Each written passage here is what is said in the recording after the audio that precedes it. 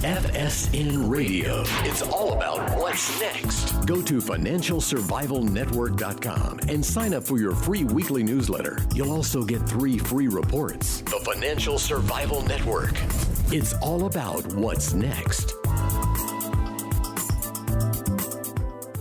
Welcome. You are listening to the Financial Survival Network. I'm Kerry Lutz. If I sound a little bit different, I've upgraded my studio. I've got a new mic. It is amazing.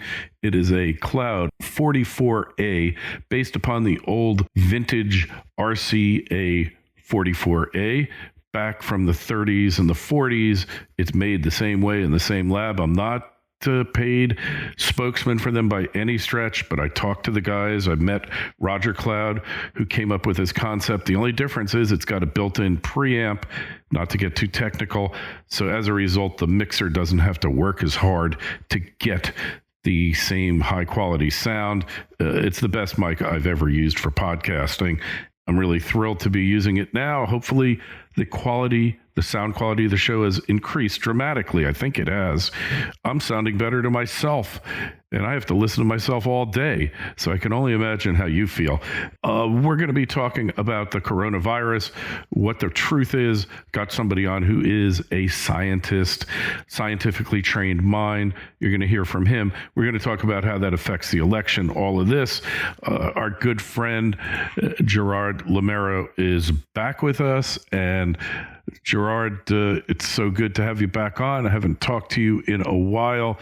We were both totally on the right path when we discussed Trump's impending victory and now probably his impending re-election. But we got some complications. Nothing ever comes easy for Donald Trump. And really, that's for the better. You need to be tested, and you need to be tested regularly, because otherwise, if you're not, you get complacent and you wind up being a party person who just goes there to line your own pockets, and you don't really work hard. All of these things. Well, Gerard, it's great to have you back on. So looking at the coronavirus and your standpoint as a scientific mind, what do you think is the truth about this? Well, I think the panic is really blown out of proportion. Clearly, it's a new virus that we don't know as much about as we do about, say, H1N1, H3N2, and some of the others that we've seen in the past. But, let's take a look at the response right now compared to previous responses. When the swine flu hit back in 2009, I think, give or take a year, back then, Obama didn't do anything until we already had 1,000 deaths in the U.S. And right now we're hovering around 45, give or take, deaths. Everyone is bad. I'm not saying that it's good to have any deaths, but when you consider that the typical flu in the U.S. gets up to 70,000 deaths in a season, this is small potatoes still in the U.S. I mean, it's affected China more. It's affected Italy quite a bit, partly because Italy and China have so much close relations, a lot of people traveling between the two countries. But overall, I think it's overblown. I don't think we're at a point where we really have to do things like close restaurants and close everything, shut down all sports events. It just seems like very extreme.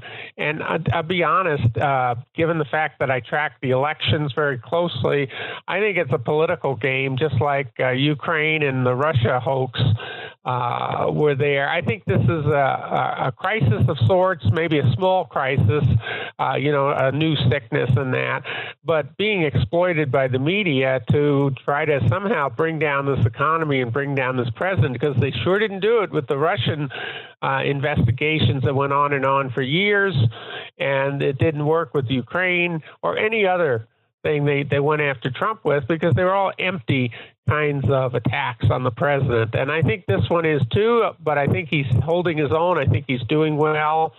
And what I did is I looked at the numbers. I love looking at my numbers. And I've created all sorts of models in my career, and I'm looking at my own model now for how long this will last. And I have good reasoning mathematically about the numbers I talk about. All right. So you think it's political and they're exploiting it to try to weaken the president. And in the process, this overreaction, if it is an overreaction, and I'm not sure, look, if they prohibit or restrict interstate traffic, that's going to be it's a total disaster for the economy. Has the potential to throw the country into a major, very steep recession, if not depression, right? It can have devastating effects, and notice that that states, for example, like New York, New Jersey, Connecticut, Illinois, California, are all making states of emergencies or drastic things happen. For example, closing all restaurants, closing all meetings greater than 100 people or 250 people. It's shutting down all sorts of events, activities, travel, you name it. It's going to have a big impact. But yet, I look at, for example, the curve of deaths, of mortality, what impact it has. And again, I am sympathetic with anyone who loses, a family member through this virus or any other virus.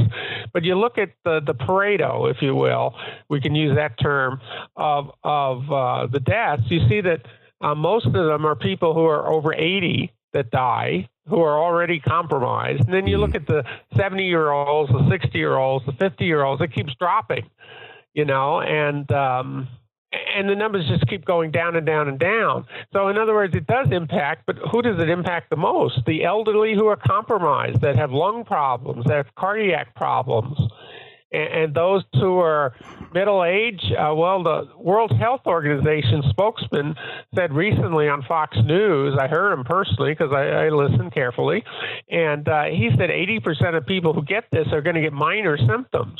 Yeah. Now, do some people get bad symptoms? Yes. If you're older, you're compromised, maybe you should stay home or something. But to take this to shut down the entire country when maybe a large percentage of people aren't going to get anything other than minor symptoms. They may feel like they had a cold. We don't shut down the whole country to prevent people from getting the regular flu. And you have between 20 and 70,000 people a year during a flu season die from the regular flu. And here we have 45, maybe we're up to 50 today, people that have died. That's terrible, but it's not 50,000, which is more like a typical season. But what about what happened in China and Italy, the number of fatalities, etc.? What's your take there? FSN Radio. It's all about what's next. Lumina Gold, ticker symbol LUM on the Toronto Venture and LMGDF on the OTC, is yet another of legendary mining investor Ross Beaty's Lumina Group. It's advancing the largest primary gold deposit in Ecuador. The resource is estimated to contain 16.7 million ounces of gold and 2.2 billion pounds of copper. At just $7 US per ounce gold equivalent, it trades at an incredible 13% of its net present value. More good news is on the way with an updated PEA study expected in Q2 of 2020. It has unparalleled infrastructure. There's grid power to camp with plentiful, inexpensive hydropower available. It's close to 2 ports and is just 8 kilometers from a paved highway. Water is plentiful. It's at low elevation, and the closest community, which is very supportive of Lumina's effort, is just a 7-kilometer ride. With all this going for it, it's likely to follow the typical Ross Beaty formula, which means big returns to shareholders. Find out more and sign up for notifications at luminagold.com. That's Lumina, Lumina gold.com. The Financial Survival Network. It's all about what's next. Well, I'd like to know what the denominator is. And by that, I mean, how many people really have it?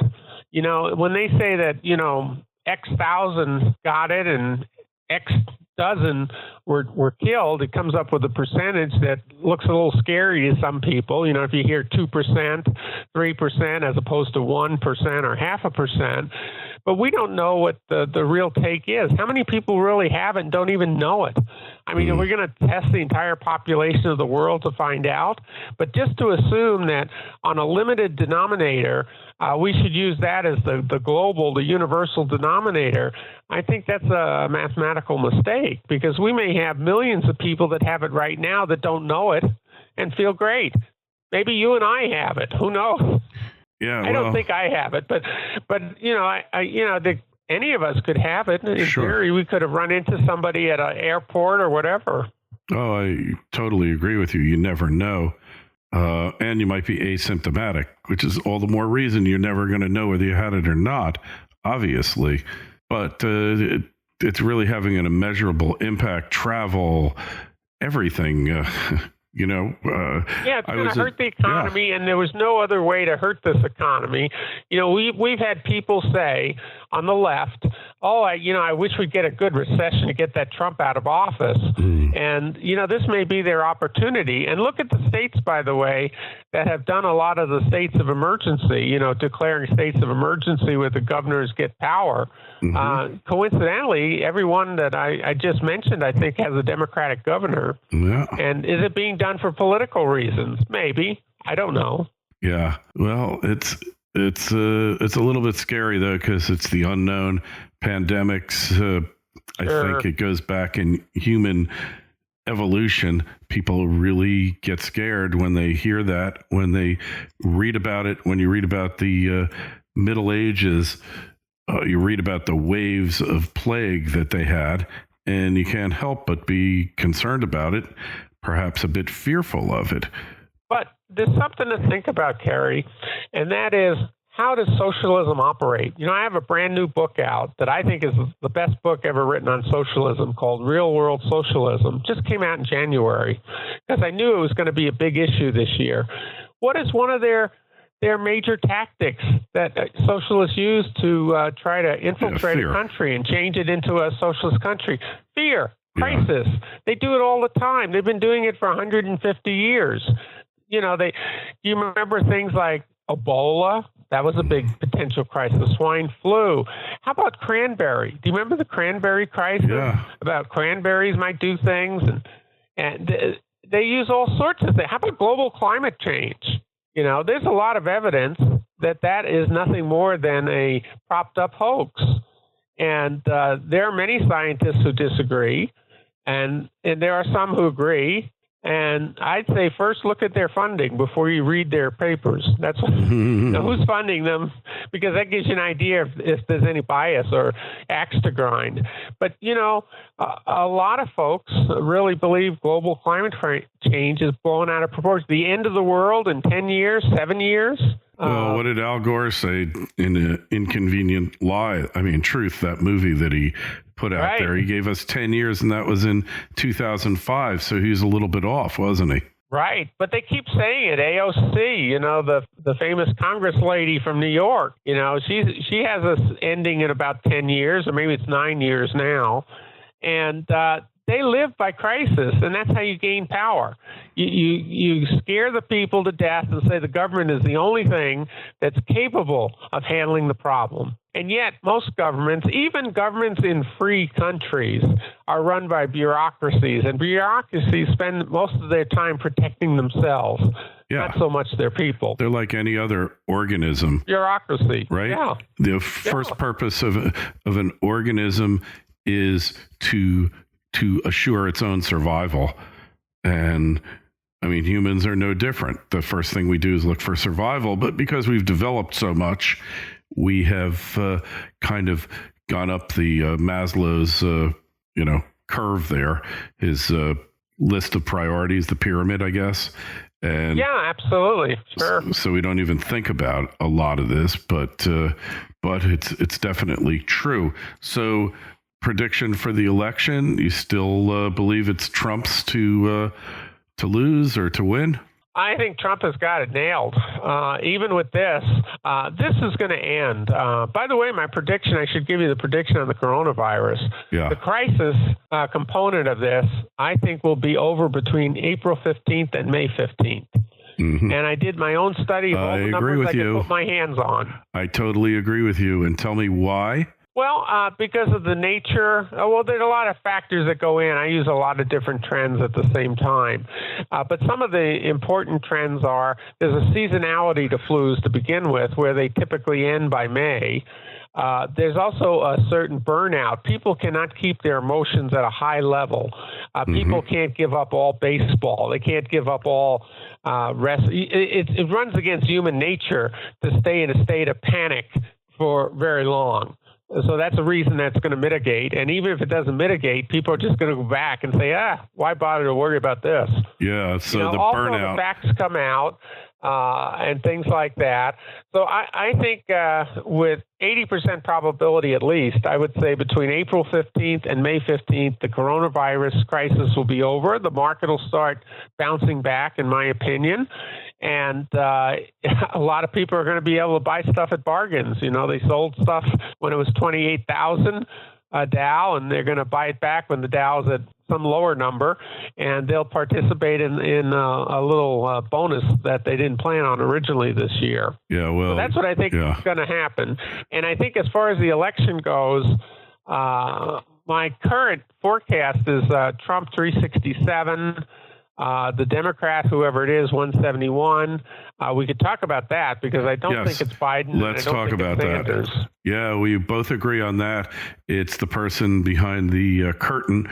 At first, I thought it was going to be Bloomberg, but he acquitted himself so poorly. He was such a train wreck, or as they called it, a dumpster fire, that it's impossible for him to come back now and try to reclaim it through a brokered convention. When I look at Joe Biden, I see a person who's got advanced dementia. Now, I am not qualified to diagnose him, but I've encountered a number of people who've been in this situation, and he is going to get violent. And maybe the coronavirus will keep him off the stage enough so he won't be challenged by reporters or voters. The voters have upset him more than the reporters have. The first rule of politics, Gerard, is never argue with a voter, right? And he can't even do that right. That's using bad language. Yeah. Totally inappropriate. There's something wrong with this man. So absolutely. And also, I've heard them speak. I listen to them directly if I can, not just get secondhand articles about people. And I heard him slur words and sentences. This is usually if I hear someone who's that age slurring, I start thinking they had a stroke. Yeah. They got some sort of issue going on. And I don't want to wish that on them, of course, but we got to be realistic. Who are we electing for president? And he's got a bad memory. On the stage when they had the debate in Washington, D.C., between the two of them, Sanders and Biden, neither of them knew the name of the virus. One of them called it SARS and the other one called it Ebola. So these people, they're in a position to take on the coronavirus. They don't even know what they're taking on. Yep. So if it's not Biden, okay, if it's neither Joe Biden nor Bernie Sanders, who's it going to be? Don't tell me Hillary. You want me to tell you, or do you want to? Well, I'll be back next week. I'll tell you my guess, and then you tell me yours. And I'll tell you mine. Okay. Once you go first. All right. So there's two states that they absolutely have to win for president, and I don't think it's going to matter. But there's two states. One is Minnesota. If Minnesota is lost, everything is lost. The other state is Pennsylvania. So we have Tom Wolfe. And we have Tim Waltz. And that's one of those two will be my guess. If I am right, I think I'll have my own cable news show come December. Well, that sounds good. So my selection's different. But then this way your listeners get a variety of opinions, right? Yes. So I look at all sorts of trends. And one of the trends that's really big is that Black American voters have spent 5 decades voting for Democrats for president. Mm-hmm. And they voted 8% of them for Trump. A lot of them stayed home and didn't support Hillary last time around. And Trump said, what do you got to lose? Why don't you support me? Mm-hmm. And this time around, the polls are now showing that he'll get 34% of the black vote. My forecast model shows 42%. With 42%, the Democrats are not going to win when they lose that many black votes because they're used to that vote. And I think the only person that has even a small chance of putting a dent in the 42% is Michelle Obama. No. She's the second most popular person in the Democratic Party in terms of overall, and she's also very popular among blacks. So she might be an attempt to bring back some of the black voters that they're losing to Donald Trump. That's not saying she's going to get it, but she at least is one they must be considering seriously. I know what you're saying, and I understand the rationale for it. There's one reason why, in particular, it won't be her. Because, and by the way, I have a reason it might not be her, too, but you go first. Okay. The Obamas have made more money since he left the office than any other president in history, and that includes the Clintons, in a shorter time. We're talking hundreds and hundreds of millions of dollars. We don't even know how much they've made. This, for her to run, will require complete disclosure of their finances, and they're just not going to do it. And the second reason is she hated being in the White House. She liked the power. She hated being in the White House. The ceremonial stuff, everything else, having to kowtow and kiss people's butts who they needed, absolutely despised that. She's never been vetted. She's never had an adverse interview or questioner because she was the first lady and therefore above all that. And if she throws herself into the thick of things, she won't be able to avoid it. So that's my rationale why it won't be her. Okay, let me tell you what is the main reason I see as being preventive for her getting it, and that is John Durham. And he is going to start indicting people, in my opinion, from what I can read, on the sidelines. I don't have an in on his office. But from what I can read from what's available publicly, I think he's going to start indicting people somewhere in the neighborhood of May to June. He's going to wrap up his investigation later this summer, but before that, he's going to indict people, and I think they're going to be high up in the Obama administration. And I think that Michelle will get tainted because of her husband. Not that she was directly involved, but that he was directly involved, and electing her would almost be a second Obama presidency because he would be so close and so influential. So I think that's what's going to hurt her more than anything. Yeah, I just don't see her as wanting it. And I just don't see her as being able to put up with the scrutiny that she's going to be under. She's never been challenged. She will melt like Joe Biden once she gets an adverse opinion from the media or from Donald Trump. But we'll see what happens. Anyway, Gerard, just tell us where to find your work, how to follow you on the web. Sure. Well, I do a blog on my website. It's free. It's available for people to read. There's about 180 web pages on my website. It's full of information, stuff I've written over the years. And they can go and buy any of my books, which are really pretty good and add a lot to what's on the website. All the books can be purchased on Amazon print or Kindle editions. And, of course, you can go to the website and read all that stuff for free as well. Yeah. All right. Well, we appreciate that. Any questions or comments? We'd like to hear from you what your thoughts are about the election, the coronavirus, etc. Email address kl@kerrylutz.com. Twitter feed @KerryLutz. Facebook page is Financial Survival Network. Website financialsurvivalnetwork.com. Gerard, always great having you on. Good health, and we'll talk to you again real soon. Sounds great.